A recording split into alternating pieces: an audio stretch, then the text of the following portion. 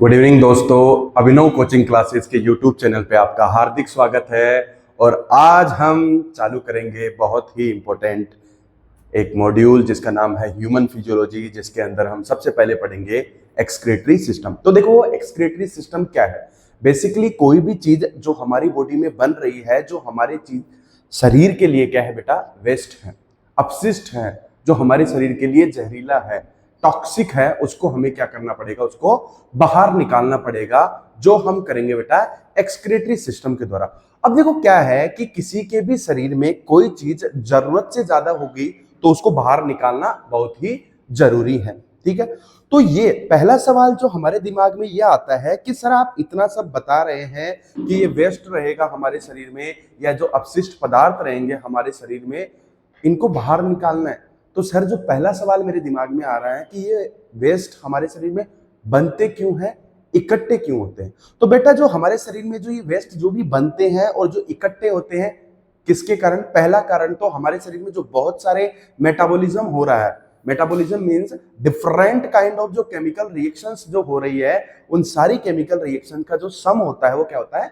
Metabolism होता है। Either anabolism type का हो सकता है या कैटाबॉलिज्म टाइप का हो सकता है। तो ये डिफरेंट जो मेटाबॉलिक रिएक्शंस हो रही है, इनके कारण एक तो हमारे शरीर में जो वेस्ट बन रहा है वो, दूसरा क्या, एक्सेस इंजेशन। एक्सेस इंजेशन का मतलब जरूरत से ज्यादा खा लेना। अब जैसे तुम घर पे तो ठीक खा रहे हो, पर कहीं भंडारे वंडारे में गए तो एकदम दबा के खा लिया, ऊपर तक खा लिया, तो एक्सेस इंजेशन की वजह से भी हमारे शरीर में क्या बनते हैं, ये प्रोडक्ट बनते हैं जो हमारे शरीर के लिए क्या है बेटा, वेस्ट है। क्योंकि अगर एक लिमिट से ज्यादा हो जाएंगे ये, तो हमारे शरीर के लिए क्या होते हैं बेटा, ये हार्मफुल होते हैं। अब दो इंपॉर्टेंट सवाल देखो। पहला सवाल अगर आता है, क्या आता है पहला सवाल, कि जो यूनिवर्सली टॉक्सिक सब्सटेंस, कि जो सर्वव्यापी जो टॉक्सिक सब्सटेंस है बेटा, वो क्या होता है? Carbon dioxide. सर्वव्यापी जो टॉक्सिक सब्सटेंस होता है वो क्या होता है? कार्बन डाइऑक्साइड होता है। लेकिन अगर मैं पूछ रहा हूं मोस्ट टॉक्सिक नाइट्रोजीनस वेस्ट, तो बेटा उसका आंसर आएगा अमोनिया। मैं अभी बताऊंगा। तो यूनिवर्सली टॉक्सिक सब्सटेंस का अगर सवाल आए कि यूनिवर्सली टॉक्सिक सब्सटेंस, कि यूनिवर्सल टॉक्सिक सब्सटेंस क्या होगा बेटा, तो यूनिवर्सल अगर टॉक्सिक सब्सटेंस का सवाल आए तो बेटा उसका आंसर कार्बन डाइऑक्साइड हो जाएगा। क्योंकि मैं यूनिवर्सल बोल रहा हूं ना, सर्वव्यापी, सारी चीजों में जो सबसे ज्यादा टॉक्सिक है वो क्या है? Carbon dioxide. ठीक है, अब बेटा हमारे टॉपिक पे चलते हैं आज।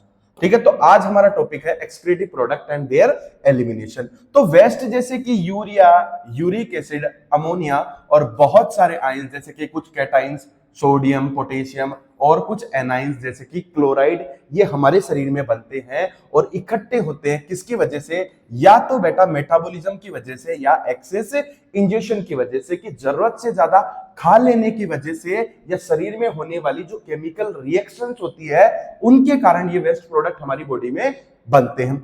CO2 भी बनती है। दूसरी चीज, अब ये वेस्ट प्रोडक्ट हमारे शरीर में बनते हैं तो बेटा ये हमारे शरीर के लिए क्या होते हैं? हार्मफुल होते हैं। तो डिपेंड ऑन द टॉक्सिसिटी, कि क्या, अगर कि वो केमिकल क्या है, अगर बहुत ज्यादा टॉक्सिक है तो उस सब्सटेंस को हमें पूरा का पूरा बॉडी से बाहर निकालना पड़ेगा। लेकिन अगर वो सब्सटेंस उतना ज्यादा टॉक्सिक नहीं है और शरीर के लिए कभी कभी उपयोगी भी होता है, तो उसको हमें कैसा निकालना पड़ेगा बेटा? पार्टली निकालना पड़ेगा, पार्शियली एक्सक्रीट करना पड़ेगा। जैसे इसका एग्जांपल है यूरिया। जैसे क्या होता है, यूरिया वेस्ट प्रोडक्ट तो है, ठीक है, हार्मफुल भी है, लेकिन कुछ मात्रा में हम यूरिया हमारी बॉडी में रखते हैं ताकि क्या, जब मैं तुम्हारे को इसी चैप्टर में आगे पढ़ाऊंगा काउंटर करंट मैकेनिज्म, तो उसमें क्या होता है बेटा, मैं बताऊंगा कि बॉडी यूरिया, कुछ मात्रा में यूरिया को रिटेन रखती है ताकि जो आंतरिक जो मेडुला है, जो इनर मेडुला है, वहां पर जो सांद्रता है, जो कंसंट्रेशन है, वो क्या बनी रहे बेटा? हाई बनी रहे, इसके लिए। तो ये जो वेस्ट जो भी प्रोडक्ट बन रहे हैं, इन प्रोडक्ट को निकालना क्या है, बॉडी के लिए बहुत जरूरी है। या तो बेटा कंप्लीटली या पार्शियली। अगर वो बहुत ज्यादा टॉक्सिक है, अगर वो वेरी टॉक्सिक, अगर वो या हाईली टॉक्सिक है, अगर बेटा वो हाईली टॉक्सिक है, तो हमें क्या करना पड़ेगा बेटा? उसको कंप्लीटली निकालना पड़ेगा। और अगर वो बेटा लेस टॉक्सिक है तो हम उसको क्या, पार्टली निकाल सकते हैं, आधा निकाल सकते हैं। जिसका अभी मैंने एग्जांपल बताया कि बॉडी क्या होती है, कुछ मात्रा में यूरिया रखती है ताकि क्या कर सके, वो इनर मेडुला में हायर कंसंट्रेशन बना के रख सके। ठीक है, दूसरी चीज, अब बेटा क्या इन सब चीजों को निकालने की जरूरत क्यों पड़ती है और ये सब चीजें क्या होती है? बेटा हमारी जो बॉडी होती है ना, हमारी जो बॉडी होती है उसका इंटरनल एनवायरनमेंट, जो आंतरिक जो वातावरण होता है ना, वो हमेशा क्या रहता है?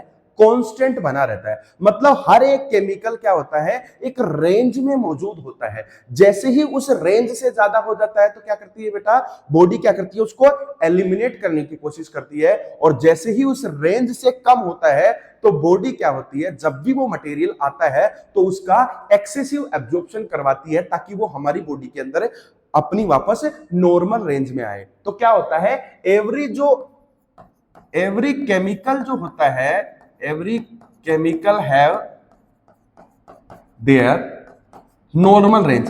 हर एक जो रसायन होता है, हर एक जो केमिकल होता है, उसकी एक नॉर्मल रेंज होती है। अगर बेटा उस नॉर्मल रेंज से अगर वो ज्यादा हो जाएगा तो क्या होगा बेटा? निकालना पड़ेगा बॉडी को। और अगर वो नॉर्मल रेंज से कम है तो जब भी बॉडी के अंदर वो मटेरियल हम इंजेक्शन के द्वारा या मेटाबॉलिज्म के द्वारा बनेगा तो उसका क्या करवाएगी बेटा? एक्सेस एब्जॉर्प्शन करवाएगी। ठीक है, समझ में आया बेटा? देखो, तो ये जो कांस्टेंट इंटरनल एनवायरनमेंट होता है ना, ये हमेशा समान रहने वाला जो आंतरिक वातावरण होता है, इसको बोला जाता है बेटा होमियोस्टेसिस। क्या बोला जाता है मेरे बच्चे? होमियोस्टेसिस। मतलब हमारी बॉडी के अंदर जैसे ऐसा नहीं है कि वाटर, मान लो कि मैंने ज्यादा पी लिया है तो वाटर हमारी बॉडी के अंदर ज्यादा इंटेक हुआ है तो उसको एक्सक्रीट नहीं करेंगे, उसको बाहर रिमूव करेंगे। कोई भी चीज जो एक लिमिट से ज्यादा हो जाएगी, बॉडी उसको बाहर एलिमिनेट करेगी ही करेगी। ठीक है, तो हमेशा जो एक कांस्टेंट जो इंटरनल एनवायरनमेंट होता है, इसको बोलते हैं बेटा होमियोस्टेसिस। और इस टर्म को किसने दिया था? वॉल्टर कैनन नाम के वैज्ञानिक ने दिया था। The term homeostasis is given by the scientist Walter Cannon, which means there is a constant internal environment. कि जो हमारी बॉडी है बेटा, उसका जो इंटरनल एनवायरनमेंट होता है वो कैसा होता है मेरे बच्चे? कांस्टेंट होता है। अब देखो, ये बेसिकली चैप्टर है, जो कौन सा चैप्टर है बेटा? Excretory product. ये बेसिकली जो मेन फोकस करता है वो किस चीज पे फोकस करता है? ये बेसिकली फोकस करता है नाइट्रोजिनस वेस्ट पे। किस पर फोकस करता है मेरे बच्चे? बेसिकली ये फोकस करता है नाइट्रोजिनस वेस्ट पे फोकस करता है। और हमारी बॉडी के अंदर जो डिफरेंट टाइप ऑफ जो ऑर्गेनिजम्स है ना, जो एनिमल्स है, उनके अंदर बेसिकली हम 3 टाइप के नाइट्रोजिनस वेस्ट की बात करते हैं। पहला है बेटा अमोनिया, दूसरा है यूरिया और तीसरा है मेरे बच्चे यूरिक एसिड। कैसा है?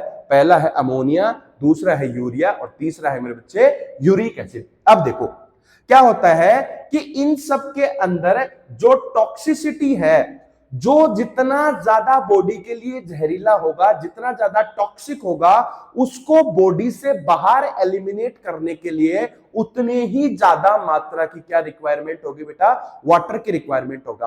तो जितनी ज्यादा toxicity, more will be the toxicity, more will be the requirement of the water to eliminate from the body. जितना ज्यादा उसकी टॉक्सिसिटी होगी उतना ज्यादा वाटर की रिक्वायरमेंट होगी बेटा उसको बाहर निकालने के लिए बॉडी से। अब देखो, जो 3 वेस्ट होते हैं, अमोनिया, यूरिया और यूरिक एसिड, बेटा इसमें से जो यूरिक एसिड होता है वो सबसे कम टॉक्सिक होता है और जो अमोनिया होता है बेटा वो सबसे हाईएस्ट टॉक्सिक होता है, या सबसे ज्यादा टॉक्सिक होता है वो अमोनिया होता है और सबसे कम टॉक्सिक होता है वो क्या होता है मेरे बच्चे? वो यूरिक एसिड होता है। तो पहली बात, ऑर्डर ऑफ टॉक्सिसिटी का सवाल आ सकता है कि ऑर्डर ऑफ टॉक्सिसिटी क्या होती है? सबसे ज्यादा टॉक्सिक कौन? अमोनिया। सबसे कम टॉक्सिक कौन? Uric acid. यूरिया क्या होता है बेटा? इन दोनों के बीच में टॉक्सिक होता है। यूरिया क्या होता है मेरे बच्चे? इन दोनों के बीच में टॉक्सिक होता है। नेक्स्ट, तो जितना ज्यादा अमोनिया टॉक्सिक उतनी ज्यादा रिक्वायरमेंट क्या होगी? वाटर होगी। जैसे कि सबसे ज्यादा अमाउंट ऑफ वाटर जो रिक्वायर्ड होगा, सबसे ज्यादा अमोनिया को होगा, उससे कम यूरिया को होगा, और सबसे कम जिसको वाटर की रिक्वायरमेंट होगी बॉडी से बाहर एलिमिनेट करने के लिए वो क्या होगी बेटा? यूरिक एसिड होगी। क्या होगी मेरे बच्चे? यूरिक एसिड होगी। अब देखो बेसिकली क्या होता है कि जो अमोनिया है उसको ज्यादा मात्रा में वाटर चाहिए बॉडी से बाहर एलिमिनेट करने के लिए। तो पहली बात, कौन से ऑर्गेनिज्म से अमोनिया को एलिमिनेट करेंगे, एक्सक्रीट आउट करेंगे? वो ऑर्गेनिज्म एक्सक्रीट आउट करेंगे जिनके आसपास पानी ज्यादा होगा, जिनके आसपास क्या होगा बेटा? वाटर की मात्रा ज्यादा होगी। Remember one thing, I am not saying that कि every aquatic organism excrete ammonia.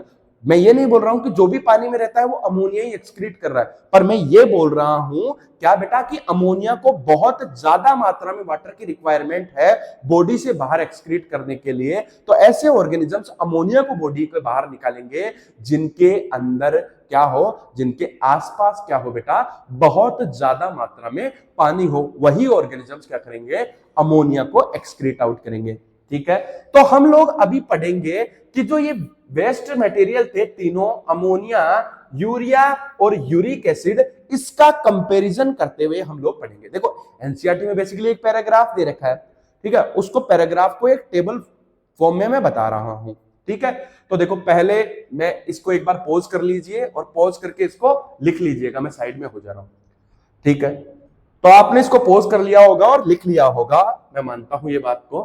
ठीक है, नेक्स्ट बात है क्या कि हम लोग जो वेस्ट मटेरियल का जो कंपैरिजन कर रहे हैं कि कौन कौन से वेस्ट मटेरियल को कौन कौन एलिमिनेट कर रहा है, किस तरीके से एलिमिनेट कर रहा है, किसका रोल होगा और कैसा वो प्रोसेस होगा। तो बेटा दो चीजें, जो ऑर्गेनिज्म जिस वेस्ट मटेरियल को रिलीज करेगा उस ऑर्गेनिज्म का नामकरण, जो नेमिंग होगी वो अलग होगी, और जिस प्रोसेस के द्वारा एलिमिनेट करेगा उस प्रोसेस को अलग बोलेंगे। तो हमेशा ध्यान रखना, कभी कभार स्टेटमेंट के सवाल में थोड़ी गलती हो जाती है। तो जैसे कि अमोनिया जो रिलीज करेगा ऑर्गेनिज्म, उस ऑर्गेनिज्म को क्या बोलेंगे, अमोनोटेलिक बोलेंगे, और जिस प्रोसेस के द्वारा अमोनिया रिलीज करेगा उसको क्या बोलेंगे, अमोनियोटेलिज्म बोलेंगे। तो जिस प्रोसेस के द्वारा अमोनिया रिलीज करेगा उस प्रोसेस को क्या बोलेंगे, अमोनियोटेलिज्म, और जो ऑर्गेनिज्म रिमूव करेगा उसको क्या बोलेंगे बेटा, अमोनोटेलिक बोलेंगे। सिमिलरली जो यूरिया रिलीज करने वाला ऑर्गेनिज्म क्या कहलाएगा, यूरियोटेलिक कहलाएगा, और जिस प्रोसेस के द्वारा यूरिया रिलीज करेगा उसको क्या बोलेंगे मेरे बच्चे,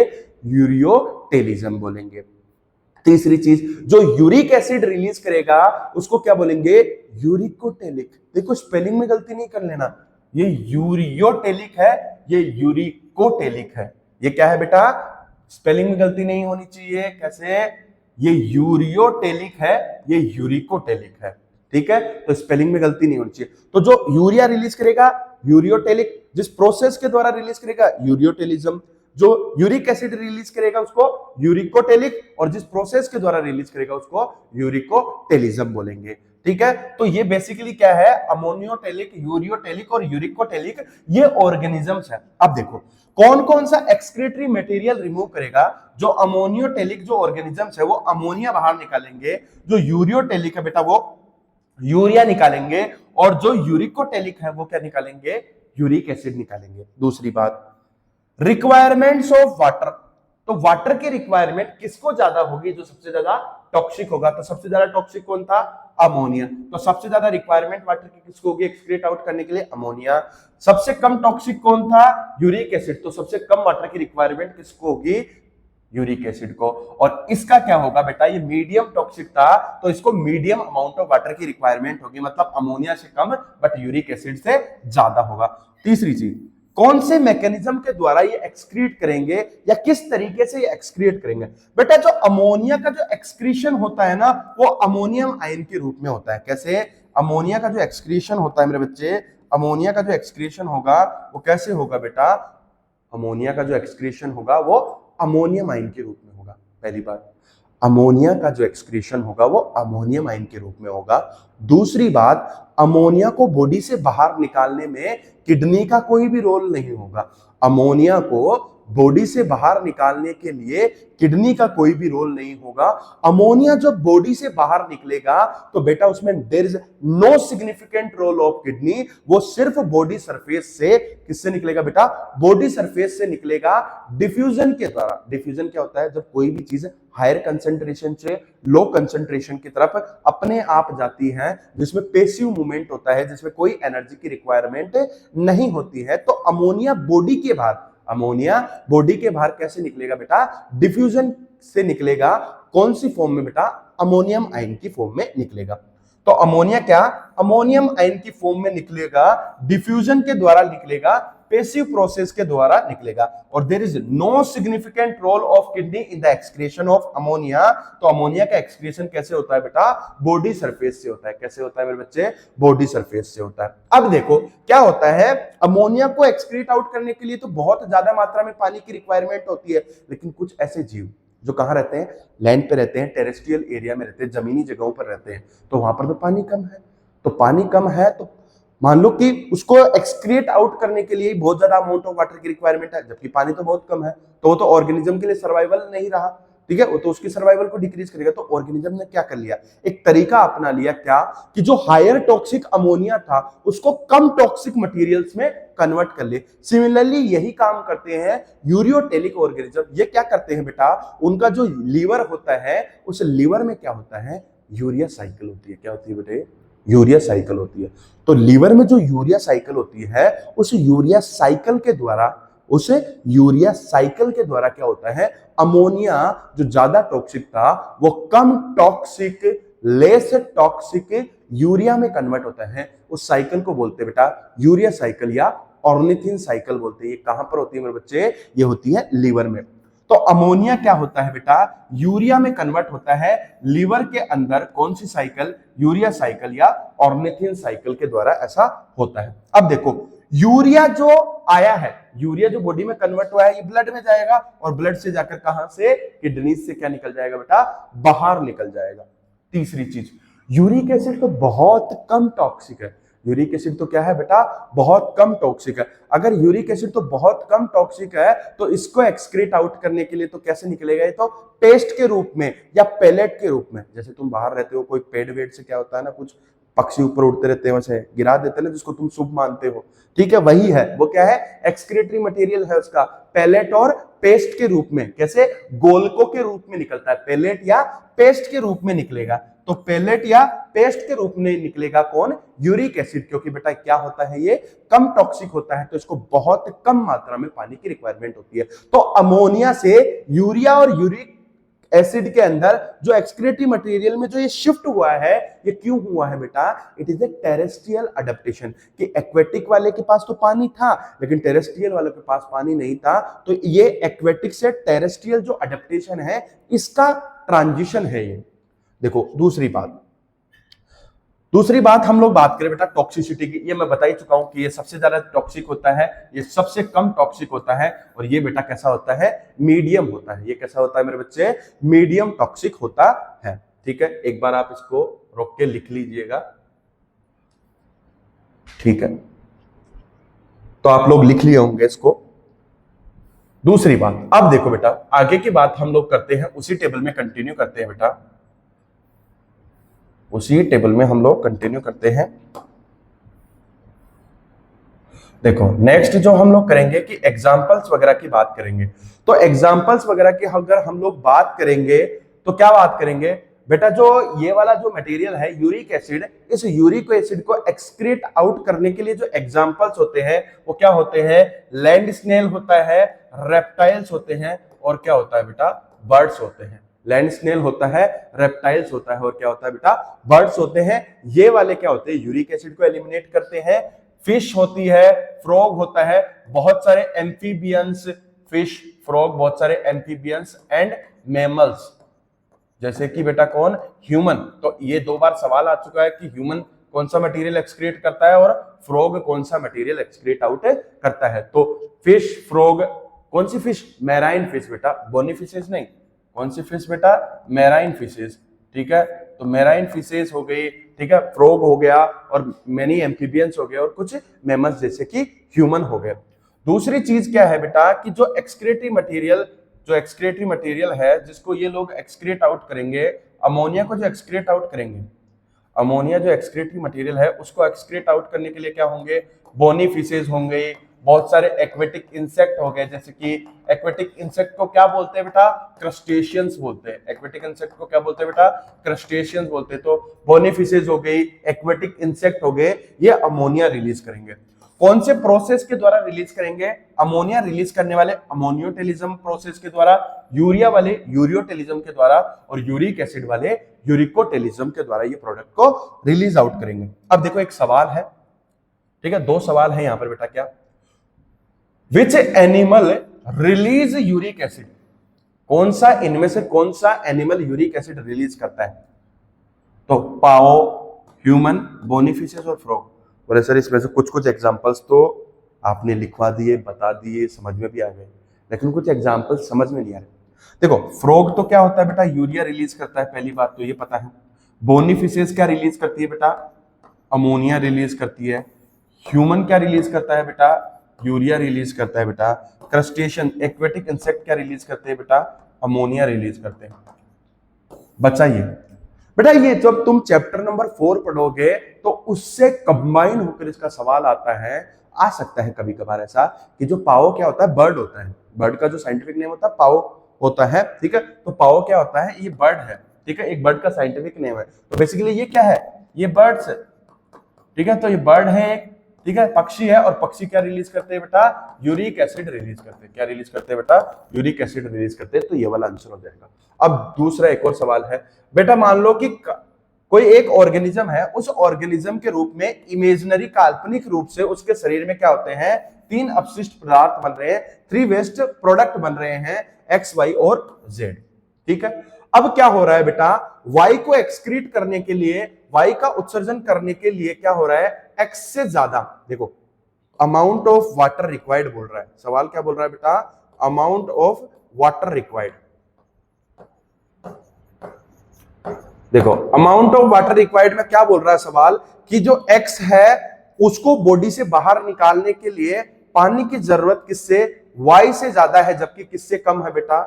जेड से कम है, ठीक है। क्या बोल रहा है कि जो वाई है उसको उत्सर्जन करने के लिए एक्स से ज्यादा, जबकि जेड से कम पानी चाहिए। क्या, ठीक है, उल्टा हो गया बेटा, क्या तुम लोग भी ध्यान नहीं दिए? क्या क्या बोल रहा है ये, कि जो वाई है उसको, उसका उत्सर्जन करने के लिए एक्स से ज्यादा मात्रा में, जबकि जेड से कम मात्रा में पानी चाहिए। क्या चाहिए बेटा? जेड से कम मात्रा में पानी चाहिए और एक्स से ज्यादा मात्रा में पानी चाहिए। तो ये क्या हो गया, ऑर्डर हो गया किसका, अमाउंट ऑफ वाटर रिक्वायर्ड हो गया, जो बॉडी से बाहर एक्सक्रीट आउट करने के लिए जो वाटर की रिक्वायरमेंट हो गई वही होगी।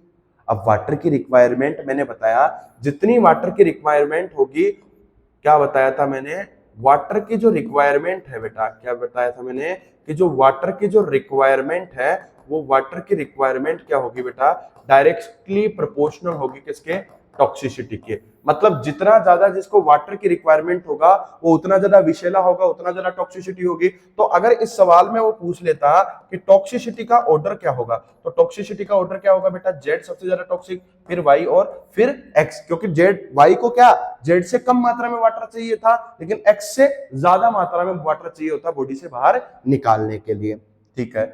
अगली बात करते हैं बेटा, ठीक है। एक और सवाल है, which is false regarding ammonia, कि जो अमोनिया जो एक एक्सक्रीटरी जो मटेरियल है उससे संबंधित कौन सी बात गलत है, उससे संबंधित कौन सी बात गलत है, ठीक है। तो देखो ammonia requires energy for excretion, कि अमोनिया को बॉडी से बाहर निकालने के लिए एनर्जी की आवश्यकता होती है।